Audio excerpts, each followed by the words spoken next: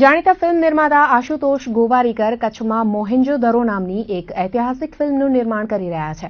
આ માટે તેમણે ક્રાઉડ તરીકે કચ્છના સ્થાનિક આર્ટિસ્ટને પસંદ કર્યા છે. પરંતુ આ આર્ટિસ્ટોને માત્ર 500 રૂપિયા જેવું નજીવું દૈનિક વેતન ચૂકવવાનો નિર્ણય લેવાતા કચ્છના કલાકારોમાં કચવાટ સર્જાયો છે. કલાકારોના કચવાટ સંદર્ભે વેતન વધારવા પ્રોડક્શન હાઉસને રજૂઆત કરી હોવાનું જણાવી કચ્છ ફિલ્મ સોસાયટીએ કેટલીક મહત્વની સ્પષ્ટતા કરી છે.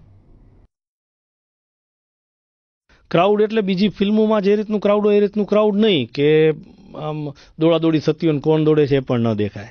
એક વિલેજિયર્સ તરીકે ગ્રામ્યજન તરીકેના ક્રાઉડમાં આ લોકોનો ઉપયોગ કરવાનો વાત કરી અને 500 રૂપિયાની વાત આવી ત્યારે અમે રજૂઆત કરી કે મુંબઈમાં જે યુનિયનના કાર્ડ ધારકો એને સારું પેમેન્ટ મળે છે અથવા જેમની જોડે કાર્ડ નથી એમને પણ પેમેન્ટ ઘણું સારું મળે. 500 તો બહુ ઓછું કહેવાય.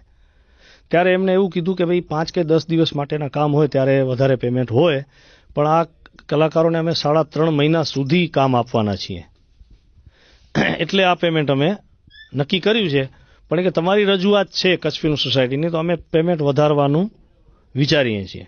હવે કેટલું વધારશે, શું વધારશે એની જાણ પાછી અમને જ્યારે થશે ત્યારે અમે કલાકારને કરશું. પણ ક્યારે કોઈને મિસગાઈડ કરવામાં નથી આવ્યા. એક કે આશુતોષ ગોવારીકર યુનિટ દ્વારા સ્પષ્ટપણે કલાકારોને કહેવામાં આવ્યું છે કે ભાઈ 500 રૂપિયામાં જેને કામ કરવું હોય એ જ અહીંયા રહે, બાકીના જઈ શકે છે.